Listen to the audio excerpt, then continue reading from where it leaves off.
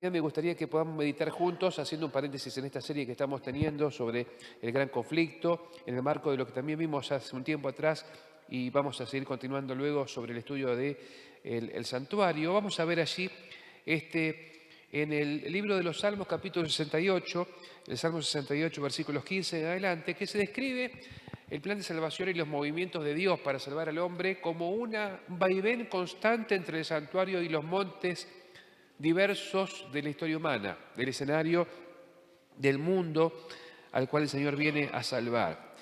En el Salmo 68, versículo 15 al 18, van a ver ustedes allí que se habla del monte de Dios y de otros montes a los cuales Dios viene y va desde su santuario, que es un monte realmente, un monte especial, un monte de gloria. Allí está el asiento de su trono. Dice allí, monte de Dios es el monte de Basán, monte alto el de Basán. ¿Por qué observáis, oh montes altos, al monte que deseó Dios para su morada? Ciertamente Jehová habitará en él para siempre. Los carros de Dios se cuentan por veintenas de millares de millares. El Señor viene del Sinaí a su santuario. Subiste a lo alto, cautivaste la cautividad, tomaste dones para los hombres y también para los rebeldes, para que habite entre ellos Jehová Dios. Bueno, aquí en este salmo se habla justamente de los movimientos de Dios yendo y viniendo del santuario a diferentes montes. Esto es especial y es muy importante.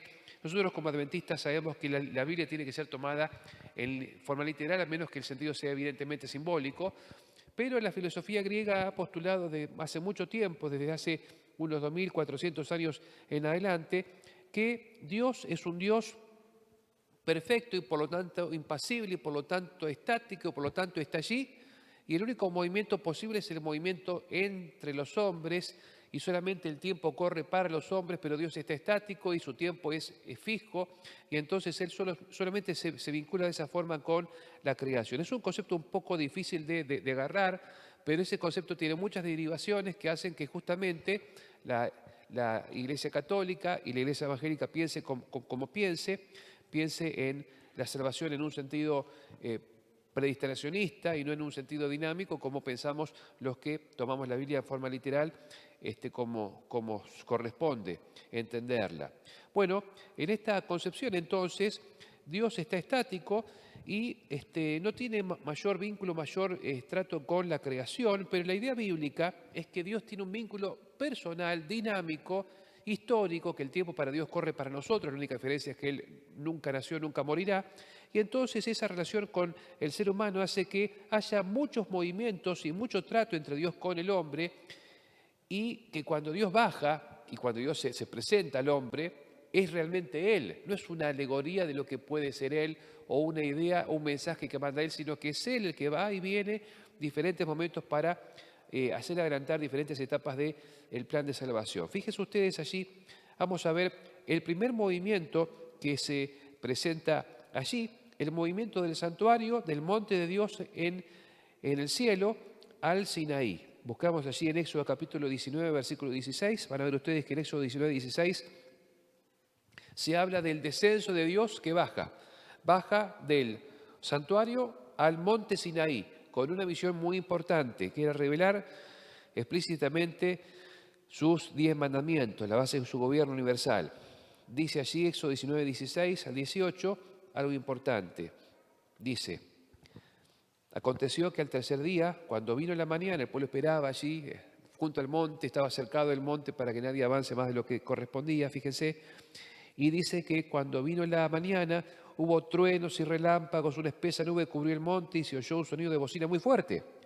Todo el pueblo que estaba en el campamento se estremeció. Moisés sacó del campamento al pueblo para recibir a Dios, y ellos se detuvieron al pie del monte. Todo el monte Sinaí humeaba, porque Jehová había descendido sobre él en medio del fuego. El humo subía como humo de un horno, y todo el monte se estremecía violentamente. Esta es la primera aparición, el primer descenso, así entendido, del santuario a un monte, ¿no es cierto? Y el monte humeaba y se estremecía y se conmovía violentamente, como dice aquí el pasaje de Éxodo capítulo 19, versículo 16. ¿Sí? Allí estaba, Dios había descendido para posarse sobre el monte, subieron Moisés con los ancianos y un poco más allá después Moisés para recibir la ley divina. Como vimos en el Salmo recién, el Salmo 68, 17, bueno, así se presenta a Dios ahora volviendo, ¿sí? Bajó con gloria, con potencia, con poder, tanto que le dijeron los hebreos a Moisés, ve tú por nosotros porque esto es algo que no podemos soportar.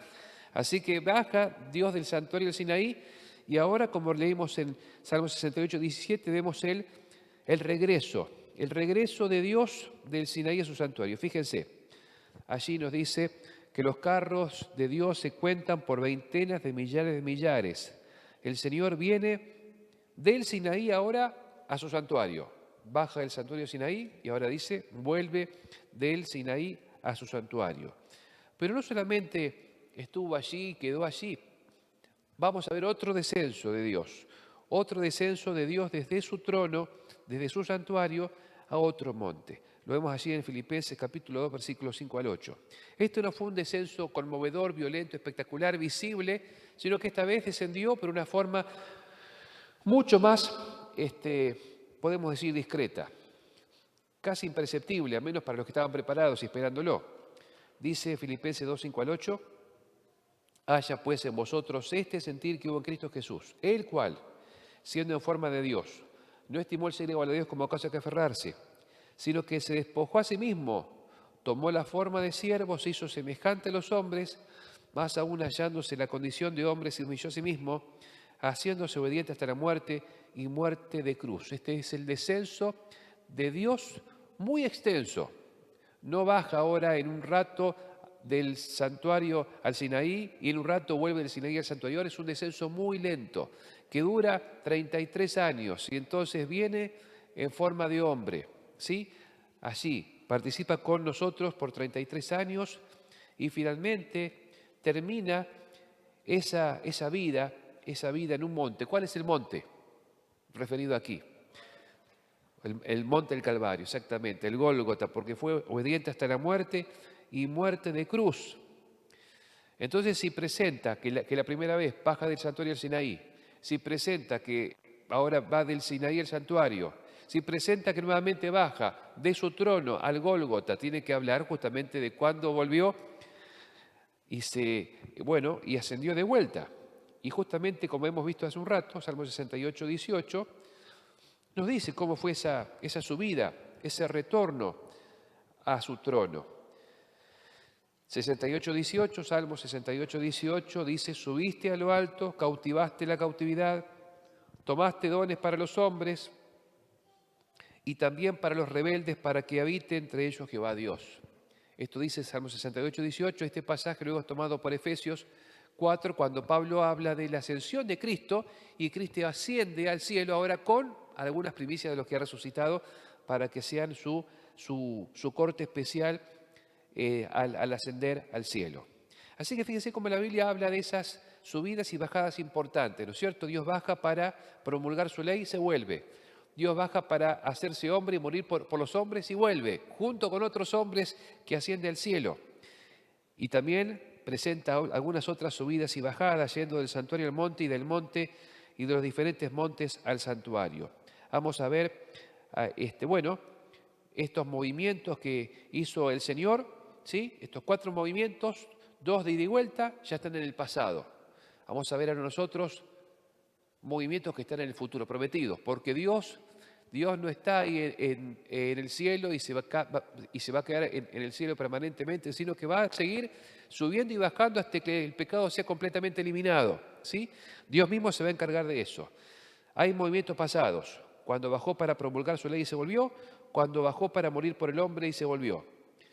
¿Cuáles son los movimientos futuros que Dios tendrá que hacer? Bueno, como vemos aquí en el Salmo 68, 18, que es la base de nuestro tema, hay una disputa entre el monte de Dios y los montes rivales, entre el gobierno de Dios, donde se asienta su trono en el monte de Dios, ¿sí? Y también otros que quieren imponer su dominio y su gobierno, disputando ese dominio al Señor. Por ejemplo, han visto en el Salmo 68, 15 y 16 que teníamos al comienzo, que dice, muy altos son los montes de Basán, altas son sus cimas, ¿Por qué miráis con hostilidad montes altos, al monte que deseó Dios para su morada? Ciertamente Jehová habitará en él para siempre. Dice, ¿por qué ustedes miran ese monte alto, ese monte donde Dios hará su morada? Se refiere a Jerusalén, ¿cierto? Ustedes quieren ser cabeza del mundo, cabeza del nuevo mundo que Dios espera, no son los elegidos. Ese lugar es Jerusalén, donde Dios habita y donde Dios va a habitar con su pueblo para siempre. Ese es el lugar. ¿Y cómo será eso? Porque nosotros esperamos que Cristo vuelva y Cristo, bueno, nos busque a nosotros, a sus hijos y, bueno, nos lleve al cielo con Él. Fíjense ustedes cómo la Biblia nos habla de que ese monte al cual nosotros vamos a habitar junto con el Señor en el cielo, bueno, es un monte donde podremos estar junto con Él y ese monte de Dios, esa Jerusalén a la que el Señor vendrá a buscarnos, ¿sí? Esa Jerusalén donde están por la fe viviendo sus hijos, nucleados sus hijos, congregados sus hijos. Esa Jerusalén, ese monte de Dios va a ser figuradamente, simbólicamente ascendido al cielo. Y Apocalipsis capítulo 14, versículo 1, vamos a ver allí. Fíjense ustedes cómo se habla que el monte de Dios, ese grupo de hijos de Dios y de salvados que están allí figuradamente descritos como viviendo en Sión, como morando en Sión, asciende al cielo. Apocalipsis 14:1 dice, después miré, vi que el Cordero estaba de pie sobre ¿dónde? El monte de Sión, y con él 144.000 que tenían el nombre de él y el de su padre escrito en la frente. ¿Cómo es esto? ¿El monte de Sión está arriba o está abajo? Está abajo, claro, está en Jerusalén. Pero acá la Biblia dice que, bueno, aquellos que han creído en Dios y se han ido con Dios a refugiarse, a habitar con Él en esa acción espiritual, en esa acción celestial, en esa fe que tenemos en Dios como nuestro Salvador, esos hijos de Dios van a estar ahora trasladados al Sión, a la Jerusalén celestial.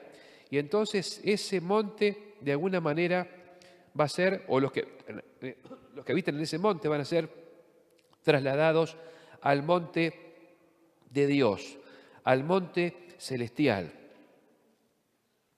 Y sería muy lindo, ¿no es cierto?, que estemos junto con Dios para siempre en el cielo. Y los que hemos, bueno, de alguna manera creído en Dios y depositado nuestra confianza en Dios, quedarnos con Él para siempre en el cielo. Pero la Biblia dice claramente que no vamos a estar allí en el cielo morando para siempre, sino por un espacio de tiempo que solamente será 1000 años. Porque después, Zacarías dice que esa Jerusalén va a descender nuevamente a la tierra. Zacarías 14:4. Fíjense ustedes cómo ahora, así como Dios baja para llevarse a sus hijos al cielo y se va con ese monte al cielo, por la fe, ¿entendemos eso? Y estamos con Él en el monte Sion por 1000 años en el cielo. Ahora, esa Jerusalén baja con sus hijos dentro y baja a esta tierra. ¿Y dónde baja? Sería lindo que baje aquel Libertador San Martín, ¿no es cierto? O que baje, bueno, a cualquier lugar que les guste a ustedes. Pero la Biblia dice, ¿dónde va a bajar? Zacarías 14:4, vamos a ver, dice, en aquel día se afirmarán sus pies, ¿sobre dónde? ¿Dónde se asentará esa Jerusalén? ¿No es cierto? Con sus hijos dentro, con los salvados. Dice que se asentará sus pies sobre el monte de los olivos que está enfrente de Jerusalén, al oriente. El monte de los olivos se partirá por la mitad de este a oeste, formando un valle muy grande. La mitad del monte se apartará hacia el norte y la mitad hacia el sur. ¿Qué les parece? Ahora nuevamente Dios va del santuario al monte, pero va junto con todos sus hijos, con todos los salvados que se llevó en la segunda venida y que estuvieron 1000 años en el cielo junto con Él, revisando sus juicios, corroborando sus juicios justos. Van a descender con la nueva Jerusalén y van a descender y se van a sentar esa Jerusalén sobre el monte de los olivos. Sí, el mismo monte del cual Jesús ascendió al cielo, de ahí mismo va a descender la nueva Jerusalén y se va a hacer como un gran valle, dice la Biblia, y ahí entonces, bueno, estará la capital de ese mundo renovado. Y entonces uno dirá, bueno, termina el pecado ahí. No, el monte está ahí, está sentado sobre esa Jerusalén, sobre lo que fue el monte de los olivos, pero ahora la Biblia nos dice que es necesario destruir y aniquilar para siempre el monte que rivalizó contra el Señor y contra su gobierno. Es necesario, antes de que este lugar sea completamente renovado, que ese monte, que Dios destruya el monte que ha siempre rivalizado contra Dios y contra su pueblo. ¿Cómo se entiende esto? Vamos a ver allí Jeremías 51, 24. Vamos a ver allí. No puede haber monte de Dios, no puede haber un monte de justicia perdurable, un monte que sea capital universal del bien para siempre sin que se destruya a este monte rival, a este monte destructor, como la Biblia llama Babilonia. Fíjense, Jeremías 51, 24 dice: yo pagaré a Babilonia y a todos los moradores de Caldea todo el mal que ellos hicieron en Sión, delante de vuestros ojos, dice Jehová. Ciertamente yo, dice Jehová, estoy contra ti. ¿Y cómo lo llama? ¿Cómo lo llama? Monte destructor, que destruiste toda la tierra. Extenderé mi mano contra ti, te haré rodar de las peñas y te reduciré ¿a qué? A un monte quemado. Monte quemado. Así entonces, fíjese qué interesante entender el plan de salvación como el monte de Dios, yendo y viniendo Dios desde su monte, incluso mudando figuradamente su monte al cielo, bajando a la tierra y finalmente, bueno, destruyendo a ese monte rival en el cual el enemigo hizo pie para su rebelión. La gran pregunta será entonces esta, con la cual tenemos que terminar hoy. Hay dos montes, está Babilonia, está Jerusalén, está Sión, está el monte santo de Dios, en el cual estamos por la fe, está el monte rebelde, hay dos capitales para el gobierno de Dios, dos bandos y dos caminos, dos poderes en pugna. ¿En qué monte estoy yo? Porque un monte será establecido, el otro será destruido. Bueno, Hebreos 12, 18 nos invita a nosotros a no tener miedo de ir a Dios. Así como los hebreos en su momento vieron a Dios bajar monte en el Sinaí y tuvieron terror y le dijeron a Moisés: mejor ve tú porque nosotros estamos espantados. Fíjense ustedes cómo ahora Pablo nos dice que ahora nosotros tenemos que ir a Dios y acudir a ese monte para de alguna manera tener acceso permanente a Dios. Eso, Hebreos 12, 18, fíjense, dice allí: no os habéis acercado al monte que se podía palpar y que ardía en fuego, a la oscuridad, a las tinieblas, a la tempestad, al sonido de la trompeta y a la voz que hablaba, la cual los que la oyeron rogaron que no les siguiera hablando, porque si no, no podían soportar lo que se les ordenaba. No, dice, no estamos nosotros ahora frente a un monte así que nos cause terror, que se estremezca violentamente, que nos espante. No, no, no. Nosotros estamos ahora frente a un monte diferente. Dice Pablo describiendo a este monte, sigue diciendo: tan terrible era lo que se veía que Moisés dijo: estoy espantado y temblando. Claro, hasta Moisés mismo tenía miedo de subir a ese monte donde Dios bajó para expresar su ley y la base de su gobierno. Pero dice Pablo: vosotros en cambio os habéis acercado al monte Sión, a la ciudad del Dios vivo, Jerusalén la celestial, a la compañía de muchos millares de ángeles, a la congregación de los primogénitos que están escritos en los cielos. Os habéis acercado a Dios, juez de todos, a los espíritus de los justos hechos perfectos, a Jesús, mediador del nuevo pacto, y a la sangre rociada que habla mejor que la de Abel. En definitiva, dice, nosotros ahora tenemos la invitación tierna, dulce y amorosa de Dios de ir a Él para nosotros congregarnos y morar por la fe en este monte, en este reino, en esta iglesia donde, bueno, el Señor nos invita y nos invita por medio de su propia sangre, nos invita para participar no solamente de una reunión aquí los miércoles, sábados o cuando sea, no solamente para formar parte de un listadito de la iglesia que está en PDF, en algún dispositivo. No, nosotros ahora, dice, estamos participando de Sión, que es la ciudad del Dios vivo, Jerusalén la celestial, a la compañía de muchos millares de ángeles, a la congregación de los primogénitos que están inscritos en los cielos. O sea, todo eso significa la iglesia, hermanos. La iglesia es eso. La iglesia no es ir un día, ¿no es cierto?, 2, 3, 5, cuando sea, participar de una membresía. La iglesia es es esto. Y esto que estamos nosotros componiendo ahora, nuestras reuniones, nuestra comunión, lo que trabajamos juntos, lo que vivimos juntos, dice Pablo, es estar unido a Dios, es estar unido a los ángeles de Dios, es estar unidos a aquellos que serán resucitados cuando el Señor venga y juntos participar con el pueblo de Dios para siempre. Es estar participando de la sangre del Señor Jesucristo, mediador del nuevo pacto. Es estar en el mismo camino que tuvo Abel, ¿sí? Y por el cual murió Abel y tantos mártires en toda la historia, ¿sí? Todo eso tiene que ver con estar, participar y ser parte de este pueblo, morar en este monte. Y este monte, esta iglesia, este pueblo es el que Dios vendrá a buscar y a llevarse a su reino. Y el que luego bajará para ver con nuestros propios ojos,